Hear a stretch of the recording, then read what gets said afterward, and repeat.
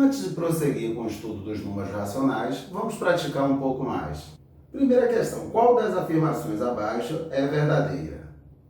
Letra A: todo número inteiro é natural. Falso: a gente viu que todo número natural ele é inteiro, porque o conjunto dos números naturais se encontra dentro do conjunto dos números inteiros. Porém, nem todo número inteiro é natural, pois existem os números negativos, -1, -2, -3, são números inteiros, mas não são números naturais. Letra B: todo número inteiro é racional. Verdade, o conjunto dos números inteiros se encontra dentro do conjunto dos números racionais. Ou seja, o conjunto dos números inteiros está contido no conjunto dos números racionais. Então já sabemos que a letra B é a correta, todo número inteiro é racional. Mas vamos analisar as outras alternativas. Letra C: o número 2,4 é um número natural. Peraí, 2,4 é um número decimal. E no caso do conjunto dos números naturais, nós não temos números decimais. Letra D: todo número racional é inteiro. Falso. A gente viu que o conjunto dos números naturais, conjunto dos números inteiros, todos esses dois conjuntos fazem parte do conjunto dos números racionais. Porém, existem números que são racionais e não são inteiros nem naturais, como por exemplo 3,2.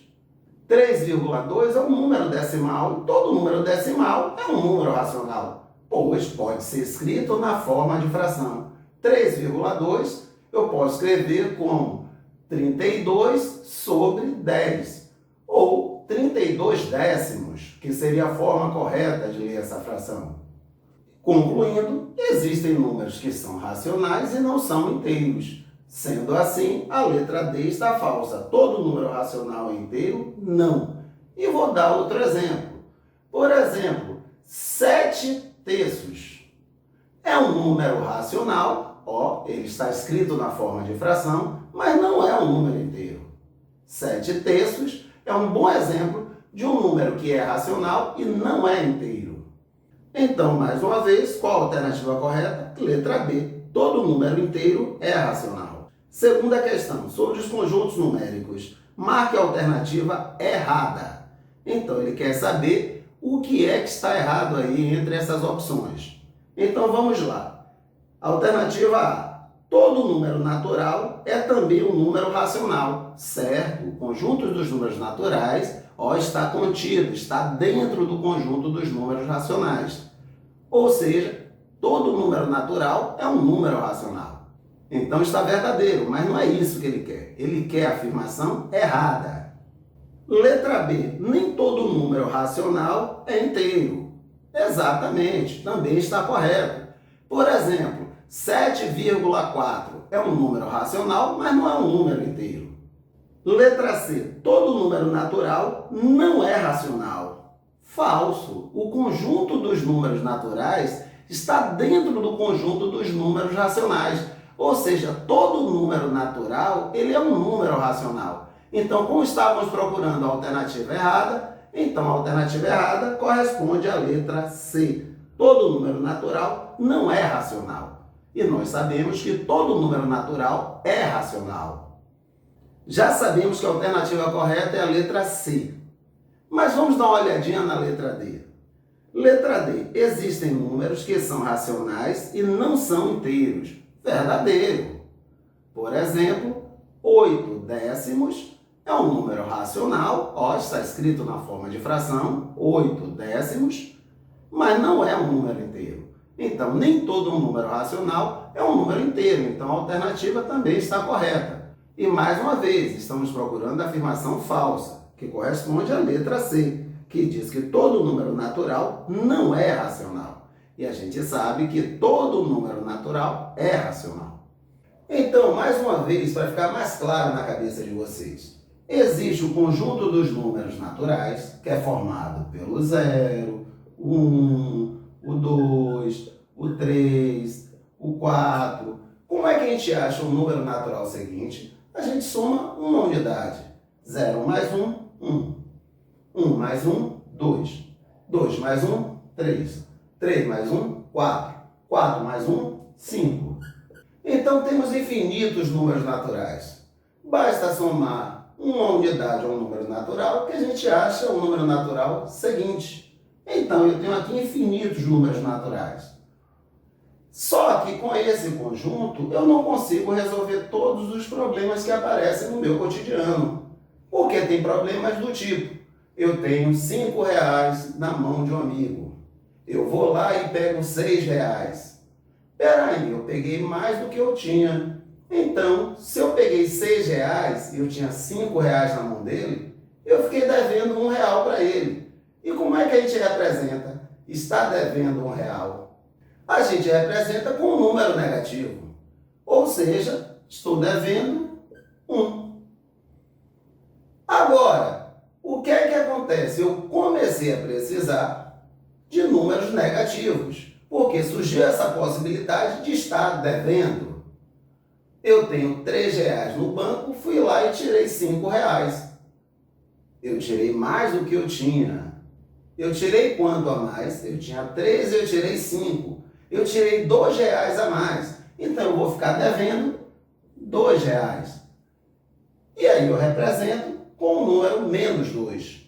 Então eu tinha números naturais e eu acrescentei a esses números naturais números negativos. -3, -4 e por aí vai. Então eu tenho agora um conjunto mais amplo, que junta os números naturais com esses números negativos, com infinitos números negativos. Para cada número natural, eu tenho um número correspondente negativo. Como assim 1000? Eu tenho -1000, que nós chamamos de oposto ossimétrico. O oposto ossimétrico de 1000 é -1000. Eu tenho o número 200. Eu tenho também o número -200. Só fiz trocar o sinal. Mais 200, menos 200. Então, menos 200 é o oposto ossimétrico do número 200. E por outro lado também, para cada número negativo, eu tenho um oposto ou simétrico deste número. Como assim? Se eu tiver -500, o número -500. Qual o oposto ou simétrico dele? Eu troco o sinal, +500, ou simplesmente 500. Quando o sinal é positivo, é opcional colocar ou não. Eu posso dizer que o oposto ou simétrico de -500 é +500 ou simplesmente 500. Então, agora que eu juntei o conjunto dos números naturais, os números negativos, eu tenho um conjunto maior, que é o conjunto dos números inteiros. Observe que como o conjunto dos números naturais está dentro do conjunto dos números inteiros, significa que todo número natural é um número inteiro. Agora, todo número inteiro é natural? Não, -1 é inteiro, mas ele não está dentro do conjunto dos números naturais. No conjunto dos números naturais não tem números negativos. Agora, eu tenho um conjunto dos números naturais e acrescentei os números negativos, tem um conjunto dos números inteiros. E não responde todos os meus problemas do cotidiano. Por exemplo, eu tenho aqui uma barra de chocolate e vou dividir em 3 pedaços iguais, em 3 partes iguais. E eu vou pegar uma parte. E agora, a quantidade que eu peguei não é um número natural, nem é um número inteiro. Eu peguei um objeto, dividi 3 partes iguais e peguei uma parte. Como é que eu represento isso? Eu peguei o objeto, dividi em 3 partes. O denominador corresponde à quantidade de partes que eu dividi o objeto. Peguei o objeto e dividi em 3 partes. E eu peguei uma parte. O numerador corresponde à quantidade de partes que eu tomei para mim. Dividi em 3 partes iguais e tomei uma parte para mim. Então, este é um número, 1/3. 1/3 é um número natural? Não. 1/3 é um número inteiro? Não. Então, eu tive que criar um conjunto maior, que é conhecido como conjunto dos números racionais, para responder esse tipo de questão. Como assim criar um conjunto maior? Todo número natural também é racional. Todo número natural, o conjunto dos números naturais, está dentro do conjunto dos números racionais. Todo número inteiro também é racional. Por que, Marivaldo? Porque o conjunto dos números inteiros se encontra dentro do conjunto dos números racionais. Simplesmente eu acrescentei outros números, como 1/3, 7/4, 8/5, 27/12. Ou seja, eu coloquei aí frações, coloquei partes de um inteiro. Ou seja, agora eu não tenho apenas quantidades inteiras, eu tenho também frações de uma quantidade. Então o conjunto dos números racionais ele é muito mais amplo. Ele engloba os números naturais e os números inteiros e as frações. Agora, eu tenho ali 8/5, que eu também posso representar como 8 dividido por 5. Ou seja, esse traço horizontal da fração corresponde também a uma divisão. 8/5 é o mesmo que 8 dividido por 5. Vamos fazer essa conta aí, 8 dividido por 5. 8 dividido por 5, será que dá 2? 2 vezes 5 vai dar 10. É mais. Então deve ser 1, não é isso? 1 vezes 5, 5. Para 8, 3. Quero continuar. Então posso colocar 0 aqui e uma vírgula aqui. 30 dividido por 5 dá 6. 6 vezes 5, 30. Para 30, nada. Então, 8/5 também pode ser escrito como 1,6, ou seja, como um número decimal. Ou seja, todo número que aparecer com a vírgula aqui, ó, é um número decimal, consequentemente, é um número racional. 3,75, ó, é um número decimal, ó a vírgula aqui, ó. E também é um número racional. Então vamos treinar mais um pouquinho. Todo número natural é inteiro. Por quê? Porque o conjunto dos números naturais se encontra dentro do conjunto dos números inteiros. Agora, todo número inteiro é natural? Não, porque tem os números negativos, que são inteiros e não são naturais. Ó, todo número natural é racional, porque o conjunto dos números naturais está dentro do conjunto dos números racionais. Todo número inteiro também é um número racional. Por quê? Porque o conjunto dos números inteiros se encontra dentro do conjunto dos números racionais. Agora, lembrando, o que é um número racional, Marivaldo? É todo número que pode ser escrito na forma de fração. Então é por isso que todo número natural é um número racional. Porque todo número natural a gente consegue escrever na forma de fração.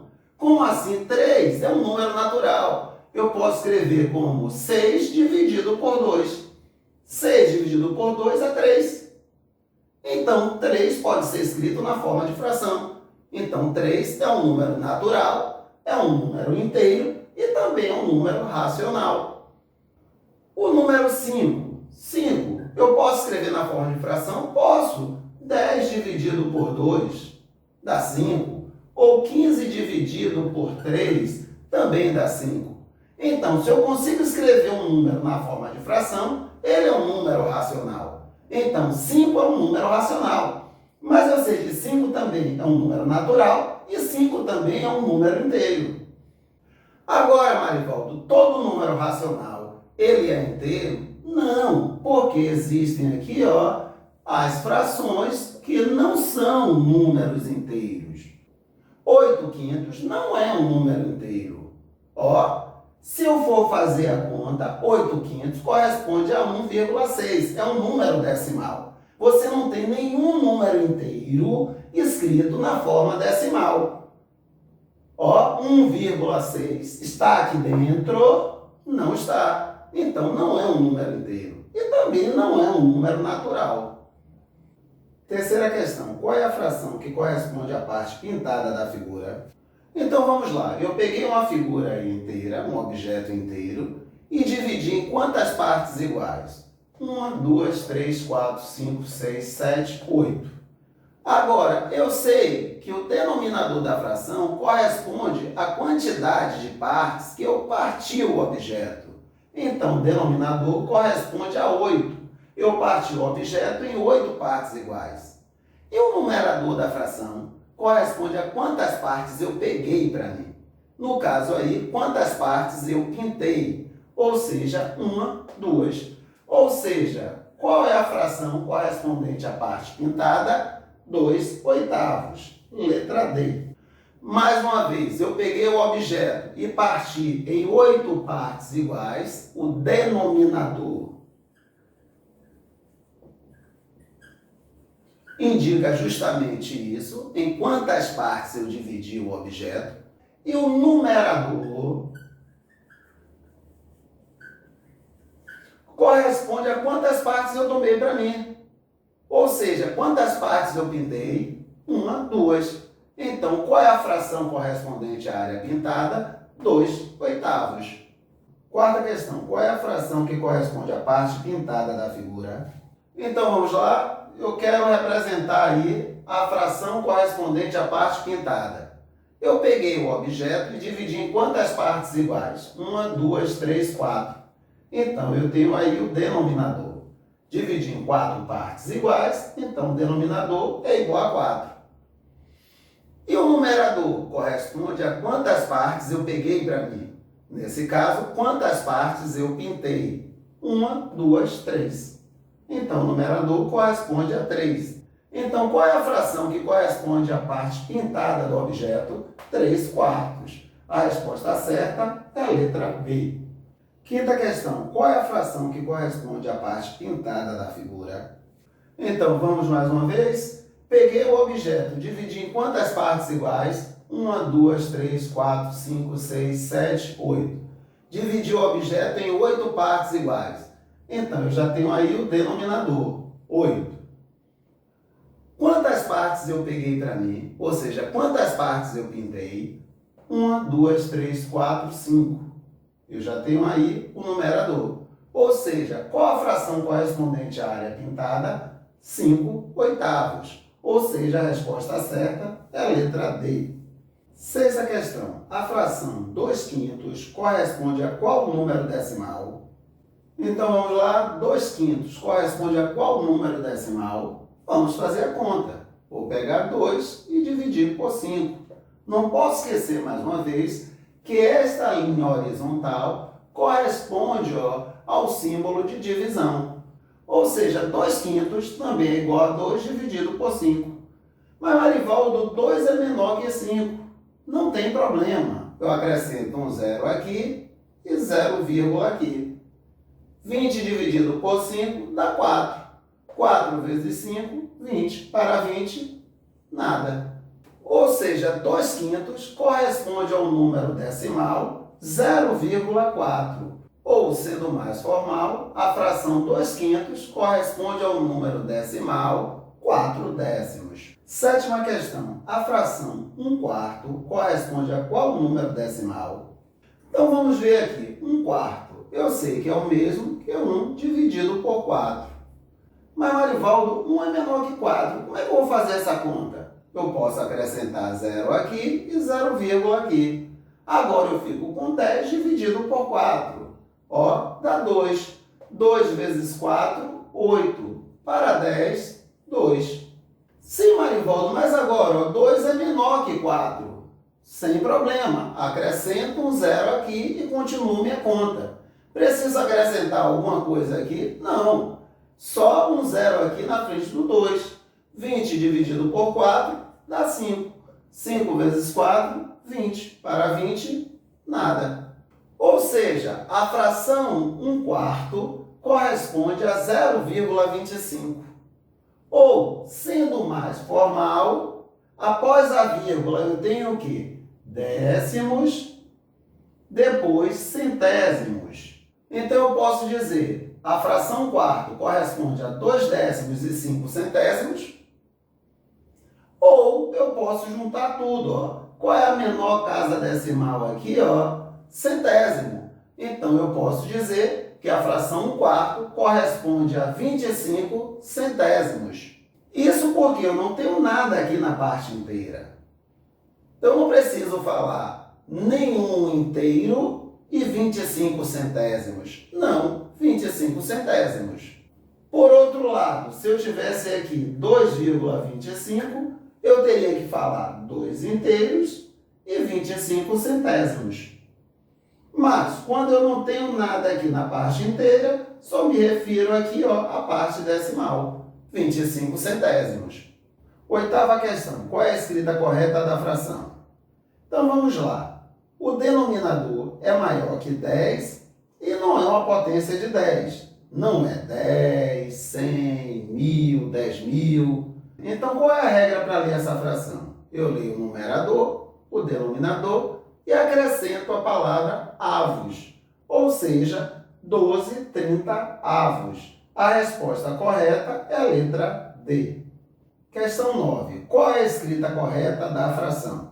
Mais uma vez, o denominador é maior que 10 e não é uma potência de 10. Não é 100, não é 1000, não é 10.000.